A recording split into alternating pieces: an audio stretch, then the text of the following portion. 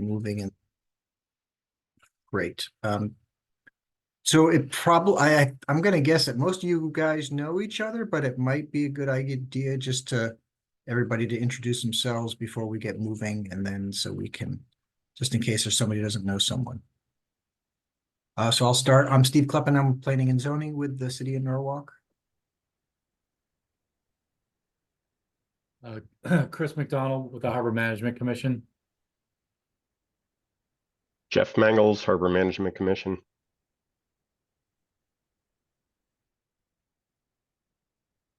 I'm Jerry Tony with the Norfolk Seaport Association.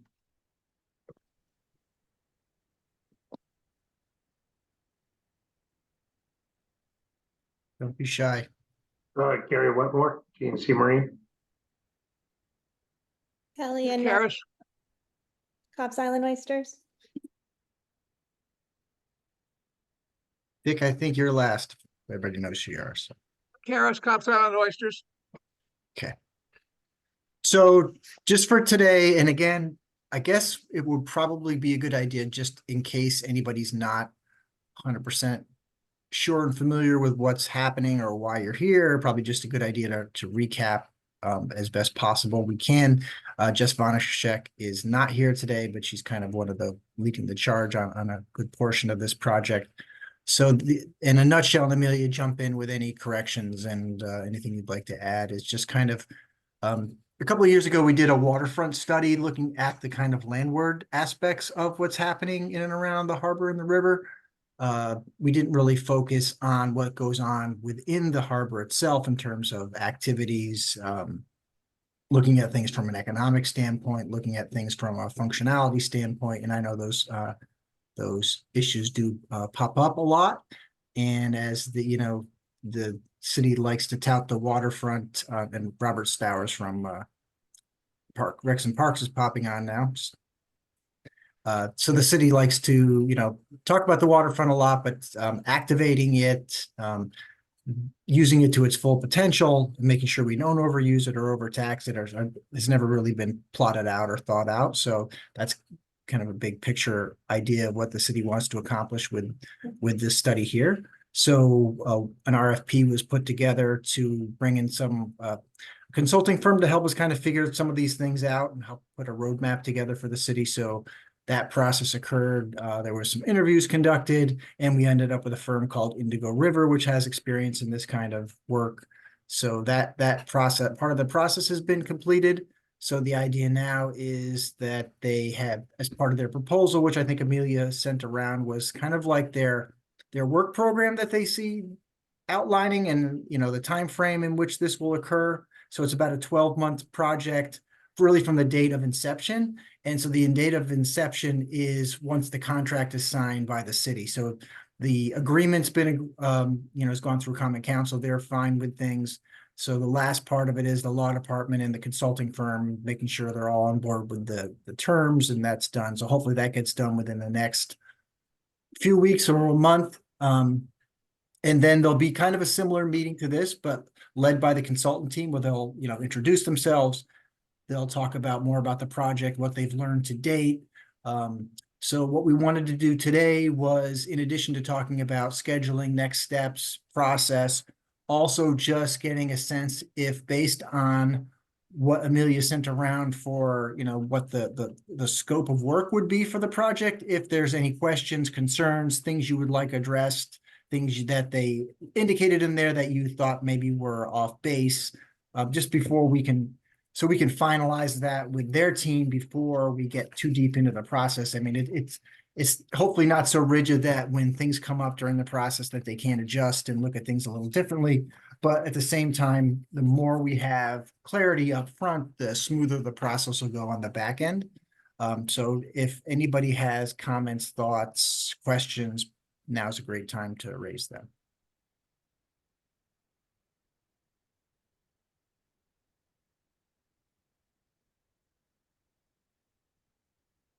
No, that can't be that easy. Nothing ever goes smoothly, so I'm sure somebody had some questions.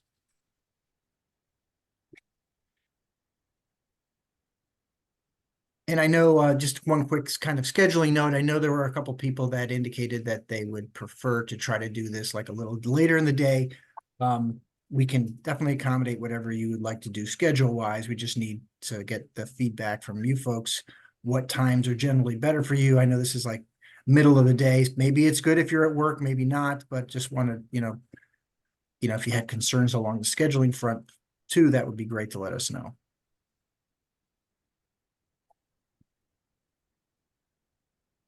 For me, later in the day is always better.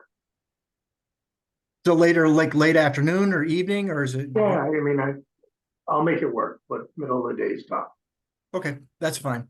Yeah, again, we're not wedded to anything, so whatever you folks would like to do, we can accommodate that.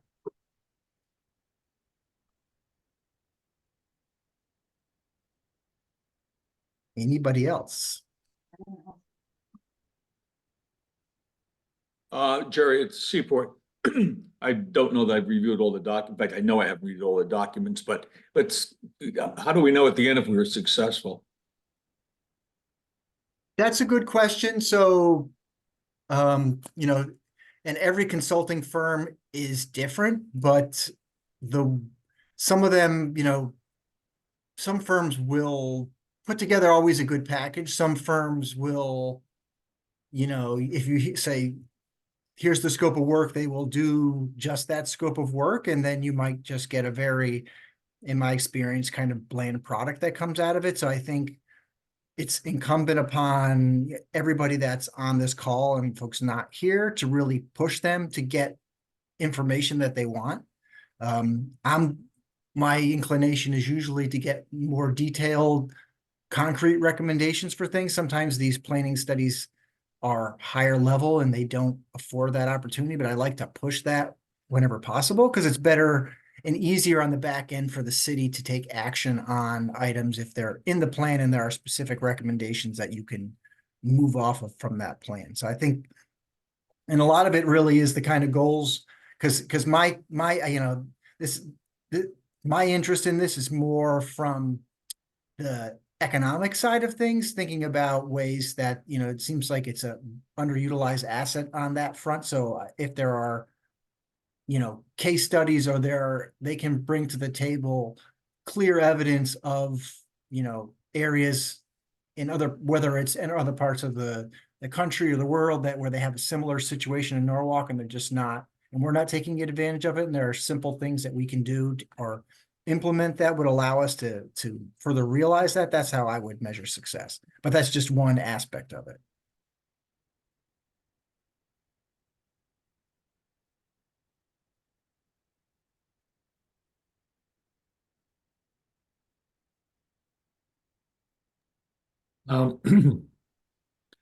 Steve, have you guys been in contact with the Connecticut Port Authority to access the grant money that we got awarded last year?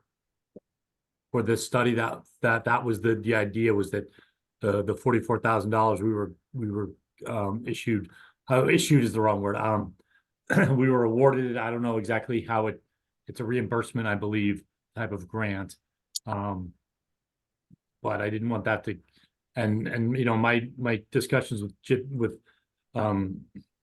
with Jessica when she was scoping this out was that she would take the money we were being granted would be rolled into this project and that scope. And I saw that it was in the scope of the RFP.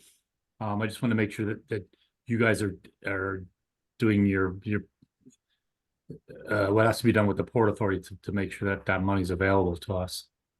Yeah, thanks, Shore, because I completely forgot about that. There's a second aspect of the study, as Chris mentioned. The city did get funding to look at. There are several properties, and you probably know some of them, a lot of them in East Norwalk, where there are street ends, which are technically city property, but have been kind of, for lack of better terms, absconded by some of the neighboring properties, where they now use those for their own personal gain, where they're, I can't say I wouldn't do the same thing if I was living there and it was kind of an unkept area. So they've kind of extended their lawns, their driveways, blocked it off. So the public doesn't have access to those properties anymore, but they're actually city property. So that was another thing is looking at those street ends, how can we activate some of those, whether it's for small boat launches or maybe it's for fishing, who knows what that could be. So that's another aspect of the study. But Amelia, have you had any contact in terms of getting the funds from the state at this point or no? I'll follow up with the comptroller's office about that because I know after the Common Council approval, we were looking for the funding for the study as a whole, but I'll make sure that everything's set specifically with the contract that we have with the Port Authority for the grant. Great. Yeah, I have the copy of the executed agreement if you need that, Amelia, but I believe it's on a reimbursement basis. That would make sense for a grant. So yeah. Oh, okay. I'll follow up with, I do have a copy of that. Thank you, Chris. And then Right. I'll follow up with comptroller and see if there's anything we need at this point. Or yeah, I'll see what they say next steps are. Yep.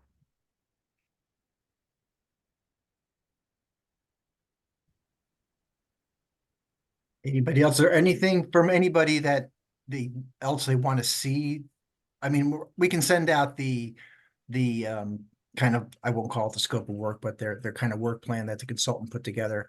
We can resend that out, and if you have a chance to review it again, and you can always send us written comments or questions about that, and we can incorporate that in and circle back with that group and see what they're thinking.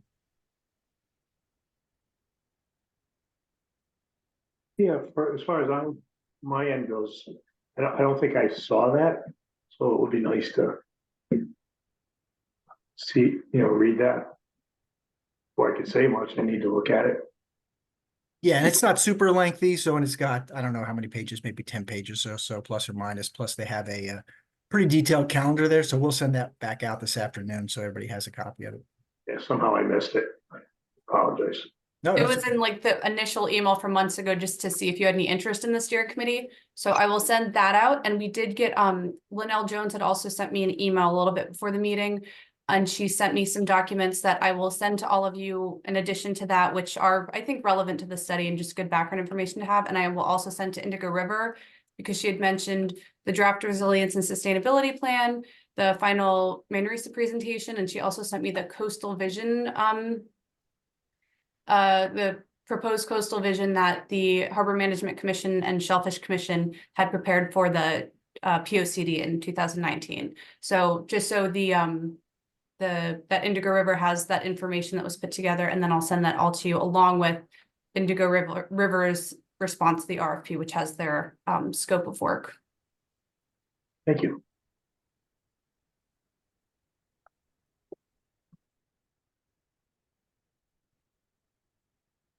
you guys are a really quiet group. Hey, Steve, Matt Gifford, I had a quick question for you. When you were talking about the street ends just a minute ago, sorry, I was a couple minutes late jumping over from another call. Did you have specific locations that we were still looking at? Because I know we talked about that a couple of months ago, but I think some were, basically dropped and some were going to be taking more focus on. That's a good question.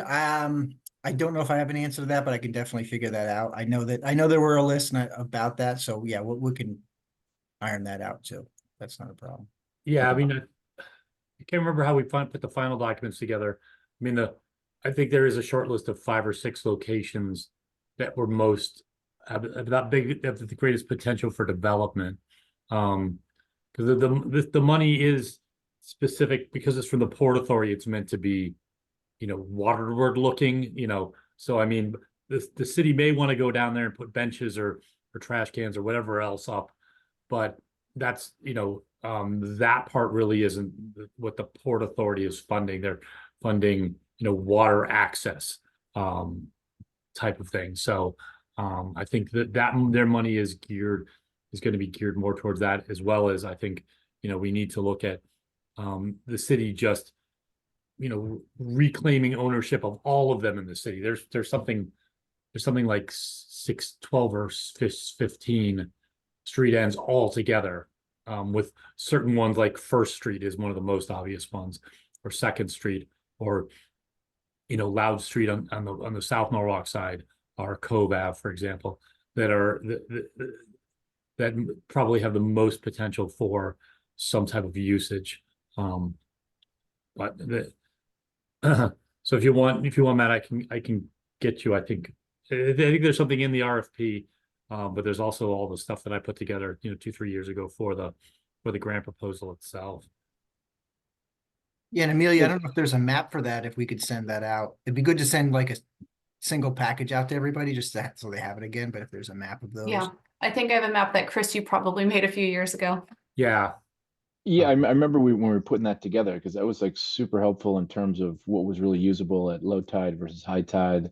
What Right. had parking issues, what had existing parking, kind of, laid everything out a little bit more. Yeah, I made an Excel sheet of all of them and what was, so yeah, I went and looked for that today. I didn't know if we were kicking it off with the consultant today, so I'll certainly have that all pulled together. I can send it to you, Amelia, so we can get it to the consultant as soon as they're on board. And that they're starting with all the background information we have. Because I know that there was a couple of those that when we were looking at, it seems like some of the neighbors had, continue, I guess what you were talking about before, Steve, kind of moved their hedges into areas or covered over a driveway or, things like that. Down by Cove Avenue around that section. I know we were talking about that in a little more depth. Was there anything, I don't know if we ever ended up specifying that, Amelia, or if there's anything that we were going to bring up in that regard?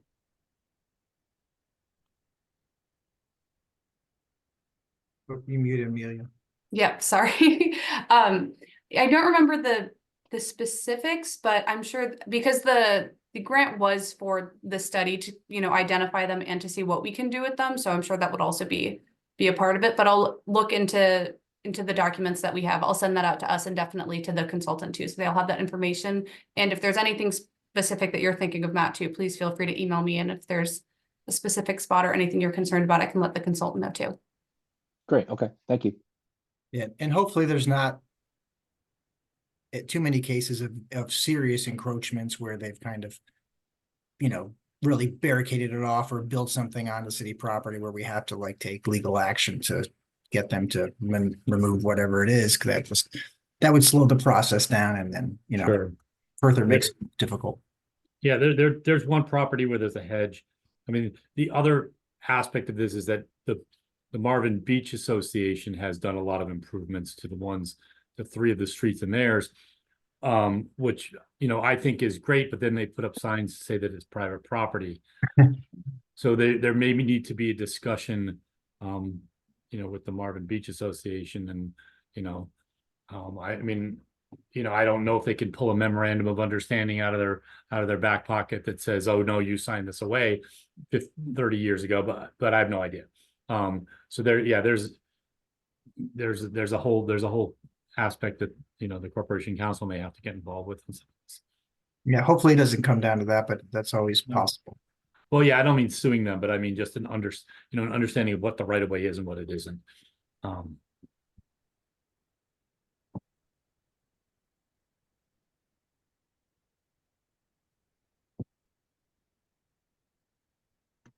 Hello? You're on. Hey. Yeah, you guys are gonna have to consider too, if you're talking about launching boats, where are you gonna put the trailers? When the Oh, people are out on boats? Yeah, I don't think we ever in any of these cases we envision, a trailer boat launching. It's more like kayak, paddleboard. Kayaks on the roof where they walk to it, yeah. Yeah, or maybe, maybe a small rack because from the Harbor Management Commission, what we were trying to figure out was where could people launch their dinghies to access the mooring field, because from Vets Park out to the more outer moorings is not, you'd have to have a decent dinghy with an outboard. I'm right off Vets Park, so I just rowed a mine. That wouldn't be possible if I had one of the anchors, the moorings out in the South mooring field. And how could we make that more readily usable to people who wanted to put, because basically the East Basin's pretty full just in terms of moorings. So it's that type of thing. Could we have a dinghy launch, a rack or something like that at one of these places that has more availability, or even some type of float so that people could launch kayaks at different levels of tide. So this is the kind of thing we want to look at, and what's feasible, and and what's palatable to the neighbors, beyond nothing, which is what some neighbors might say. So that's what we're like. It would not be trailer thing. And I get the sense when you go down to Second Street, there was like, there was no trailer parking. I have a sense that people might have actually used that to launch at one point, but I think that's park is the Marine Center is going to remain the boat ramp location for the city. Yeah, because down the end of Second Street, I mean, the neighborhood used to always launch boats, but they would bring the trailers home, a little small. Yeah. Little small boats. I mean, most of these places, they're all built for the neighborhood, and if you're Right. gonna be inviting a lot of people down to start using them, you gotta think about parking cars in all these neighborhoods. There's also a lot of speeding as it is. Like I live on the corner of Cove and Fifth, and like I had a van come through my property, not stopping at that stop sign. So we do get a lot of people Yeah. on the way to the beach inadvertently coming down Cove, but very fast. So Second Street is good for emergencies, because you literally got hard bottom that goes right out to the low tide. Right. So if there's ever, you needed to get a ambulance or somebody down there, that's a good spot for that there, Right. The end of Fifth Street, you got fishing there. But again, you can't publicize it too much, because then you're gonna end up with a whole ton of cars parking down there. Right. So I think you gotta have to watch that on the usage of it. If it's meant to be just, in the neighborhood. I know down Marvin Beach, there's a couple down there where the people will just like walk boats down with little hand trailers and Yeah. walk them home. Yeah. I mean, that's the idea. Yeah. Yeah, and I think each one of these is probably be a little bit different, the circumstances around each one, and there probably will be individual recommendations for each one of these as well. So it's not, I don't think it would be a blanket kind of approval or blanket set of recommendations for any of these. Right. Yeah, and there's a couple off of Woodward Avenue too they're more tide dependent. It's a much bigger mud flat there, but at high tide there's a couple street ends that could be, that could be and maybe should be at least locally known that this is accessible. The other thing too is we have to think about, well, which will come out of the study, but it'll be like if improvements are proposed, who's responsible for those improvements, and that. Yes. Yeah.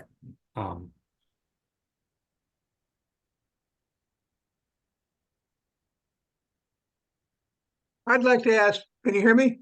Yep. I'd like to ask about the O&G asphalt plant that's scheduled or proposed right across from the other asphalt plant up at the top end of the harbor. Seems to me they're coming in with multiple barges, multiple trucks, counterproductive to anything we tried to pull off. And I don't understand how the project has gotten this far. Well, so that's still pending. It's kind of hasn't even really kicked off at the Planning and Zoning Commission yet. So anything with land use, anybody's allowed to ask the question. It's just what the answer is still kind of up in the air.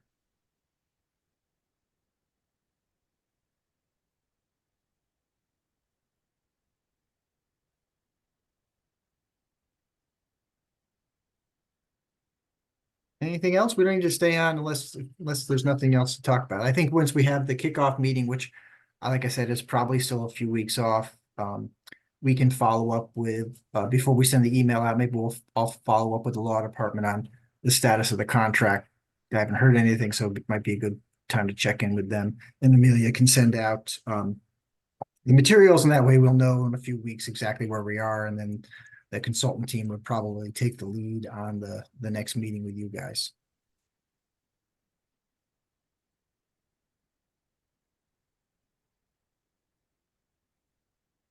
Anything else? Going once, going twice. Sure, it'll get much more lively. I I hope so. appreciate being I here. promise, Steve. Everybody's listening. I mean, the O&G thing is interesting because that would be commercial traffic on the river, and long-term with dredging with the Army Corps, that sort of activity helps. But there's certainly environmental issues to be looked at. And, I don't know, there's always been commercial traffic on this river, but the last 20 years or so, most of that has disappeared. for the better or for the worse, I'm not sure the answer. And needless to say, I think there's definitely competing interests with some of these things too, so. That'll hopefully maybe the study can help kind of guide some of those questions too. Be interesting. Yeah. Thank you. Great. Anybody else? We're gonna give you back to your afternoon. Okay, all right, we'll be in touch with some emails. We do have a hand raised, Steve, for, I think a public comment. Okay, I can't see that, so I'll take your word for it. Okay, oh, sorry, I forgot, I'm the only host. Okay, so I'm gonna let give Diane Larchella permission to speak for public comment. Diane, you should be able to unmute yourself. Can you hear me? Thank you. Yes, we can hear you. Yes. Okay, well, I just thought I'd come on during Earth Day, which for me is like a holy day, for this inaugural launch of the Strategic Harbor Plan. I have been in favor of doing an economic plan such as this to underscore certain needs of the value of our harbor and river, just to make sure we get it right or more right than we have. The thing is, again, I have to ask that this fine, august body do not have the staff and their consultants reinvent the wheel. We have lots of information from the Harbor Commission's work, the Shellfish, others, that should not be done by should not be done from whole cloth by a consultant. They should be given these documents, access the documents, even those that I guess some of the older members of the Harbor Commission have in their vaults, in their files, so that the consultants can review them, but not reinvent them, because that would be just a waste of money. Also, lastly, I just wanted to say, I'd really like to see, and I will email Steve and Amelia as to who else are members that couldn't make it today, because I really want to stress there should be member balance. I know a lot of you folks on this on the virtual call, but I wanted to make sure that we have some industrial users discussing this from King Industries or some other groups, as well as seeing more women that are taking part in the, of course, we have staff who are females, but I, again, want to make sure we have women who have insight. I have 2 or 3 names that I think who are sailors on the harbor, who are environmental educators. And I think, so I do not know who was invited, and of course, many probably could not make it. But I will, after this meeting, seek to make sure we have member balance on this important strategic plan. With that, I say have a great Earth Day. Thank you for all you do. I know a lot of you, and you worked so hard for decades on this harbor. Thanks for letting me speak.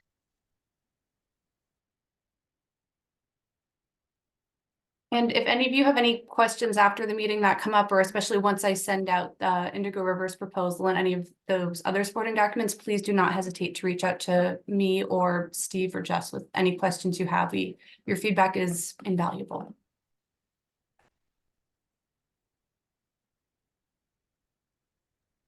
Okay, I think we can call it. Thanks, everybody. Appreciate your time. Bye-bye. Thank you, Thank you. guys. Bye. Thank you, everyone. Thank you, everyone.